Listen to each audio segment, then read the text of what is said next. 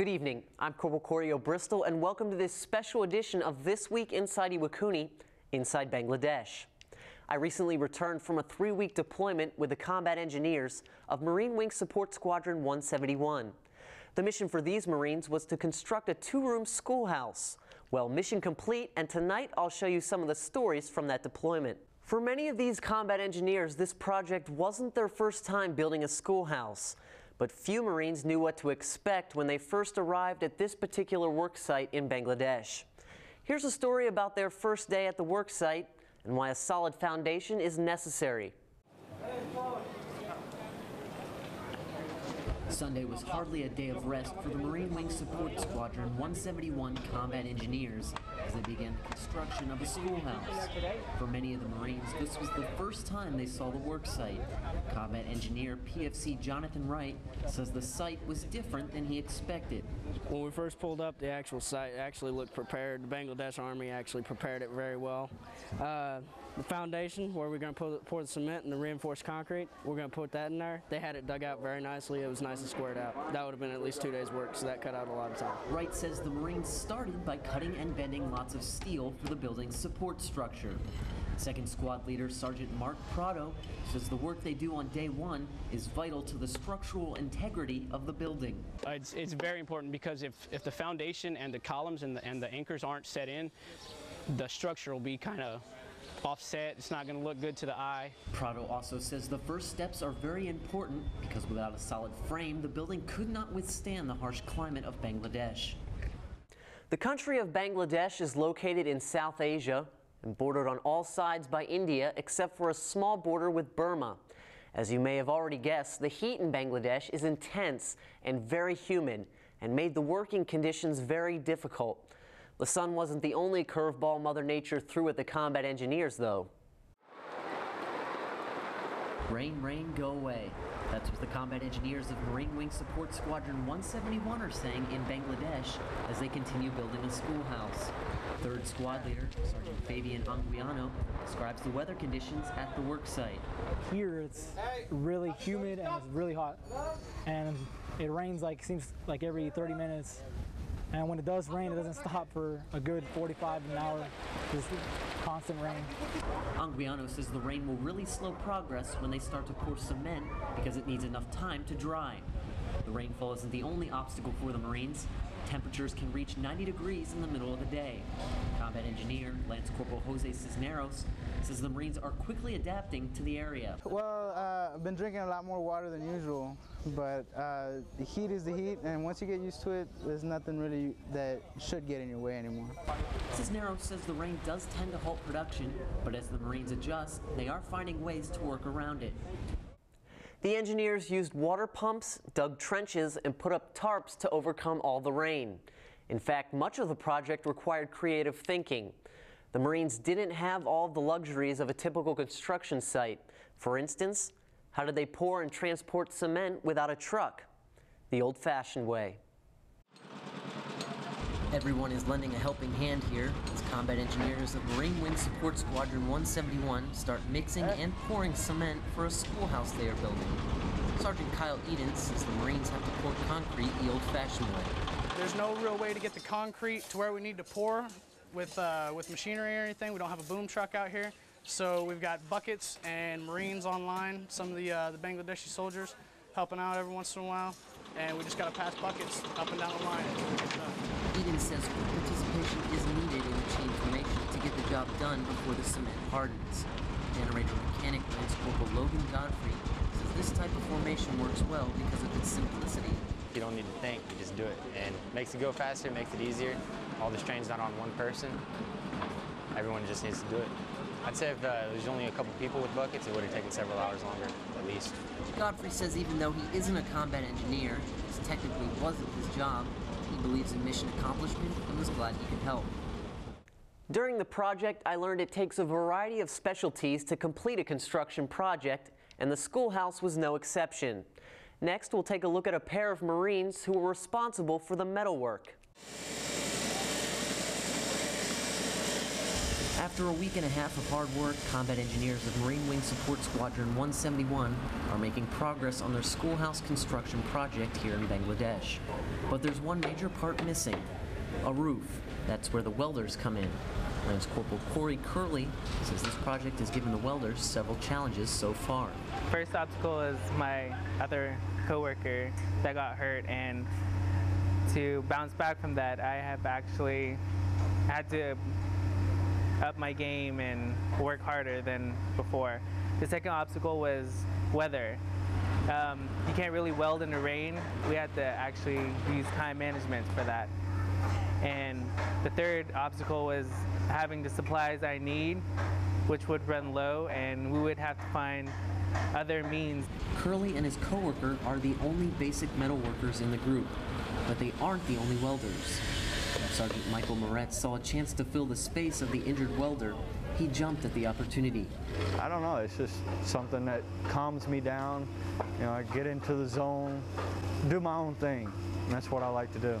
Out of all the combat engineers, I have the most experience besides Curley and the other Marine. So I figured I would have, put my hand in and help out.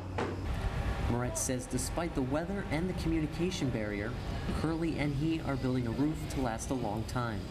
Corporal Corey Bristol, 9th Battalion Bangladesh Army Headquarters, Savar, Bangladesh. The welders aren't the only duo featured tonight. Coming up next, I'll introduce you to the corpsmen who felt their duty was not just the health of the Marines. But first, I'll look at your exchange rate and 3-day local weather forecast.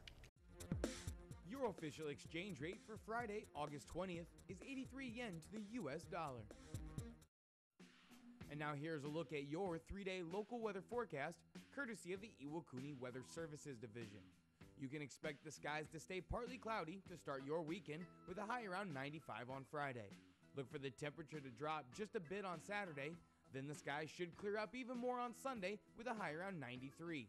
And that's your weather, Iwakuni.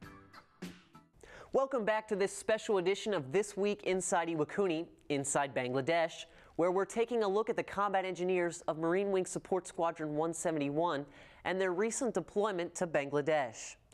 Next, let's meet the sailors who went along to keep the Marines healthy. Combat engineers of Marine Wing Support Squadron 171 spent the majority of July building a schoolhouse in Bangladesh. The Marines experienced their share of bumps and bruises during the project.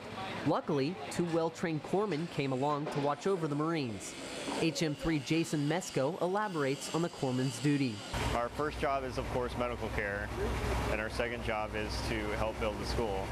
So as long as nobody gets hurt, we're going to assist the Marines in building a school for the Bangladesh. It's been written that the 3 people a wounded Marine will call for are their God, their mother, and their doc. HM1 Jonathan Akers says you can't build that kind of trust without working right alongside the Marines. If I sit along the sidelines and I just talk to them and I'm not participating and I'm not sweating and I'm not building with them, they're less likely to understand, or they're less likely to take my word. But if they see that I'm out there working right alongside of them, I kind of gain that rapport with them, I gain their trust, and they're a lot more likely to say, okay, if Doc says I need to slow down, or if Doc says I need to take a break, he knows what he's talking about. Akers and Mesko lent a hand during the entire process of the schoolhouse construction. They not only provided medical care for the Marines, they also treated soldiers from the Bangladesh Army for minor injuries. Typically, during This Week Inside Iwakuni, we feature a sports segment. Well, tonight is no different. Let's take a look at how the Marines and the Bangladesh Army were able to relax after a very long, hard day of work with a game of soccer or football, depending on which team you ask. After a long day of back-breaking work in the Bangladeshi sun, you might expect the combat engineers of Marine Wing Support Squadron 171 to go straight to bed. But for the soccer enthusiasts of the group, an invitation to play with the Bangladeshis in the evenings was too good to pass up. Gunnery Sergeant Aaron Matura explains why it's important to interact with the locals, especially after hours. It's just like being in the Marine Corps. You got to know your Marines off and on duty. It's just like with the locals. We got to know how they are when they're on post and protecting us and providing security, or working side by side, and how they react when we are out having fun, i.e. playing soccer. Matura says the worldwide popularity of soccer was one reason both countries could easily bond. The game is essentially the same anywhere you go. Staff Sergeant Mohammed Hussein explains what he thought of the Bangladeshi team. They're really good because obviously this is their national game. They played more than us. Hussein is from Bangladesh originally and says it was a treat to play soccer with the nationals in his home country again. Both teams said the experience was more about enjoying a common interest than winning or losing. The teams played 2 games of soccer during the deployment, which coincided with this year's World Cup. Many times during the commutes to and from the worksite, we would see Spanish, Brazilian, and German flags displayed by fans supporting their favorite teams. This brings us to the final story from Bangladesh. Once all the final touches were done on the building, the Marines hosted an opening ceremony for their newly completed 2-room schoolhouse. After 3 long weeks of hard work, Combat Engineers with Marine Wing Support Squadron 171 completed their 2-room schoolhouse project. First Lieutenant Alexander Mora gives his impression of the building on the final day. All the painting is a little bit wet still, but the school looked good overall, and it's an expansion to the rest of the schools that are here. Rather than pack up and leave right away, the Marines invited school staff, Bangladeshi military officials, and hundreds of school children to an opening ceremony. The school's head mistress says she is pleased with the final product. I'm very happy that more students will have a chance to learn in the school. I would like to continue to expand the school so that more children can learn in the future. Hamida says the construction was a little stressful for her, but now her school will give many more children a chance to get an education. Morris says he's happy about the impact the school can make on this community. This school is going to benefit the community easily simply because they're going to have more room to study in and get educated, and it's important for the community, for the kids to get their education.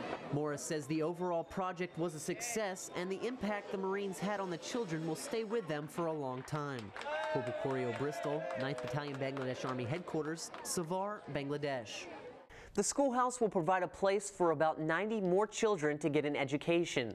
Thank you for joining me tonight. I leave you now with some footage taken during our daily convoy to and from the worksite, as well as scenes from a cultural show hosted by the Bangladesh, featuring traditional songs and dance, as well as some American hits and participation from the Marines.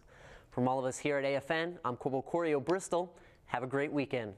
Ladies, gentlemen, and our American friends, Assalamu alaikum and very good morning.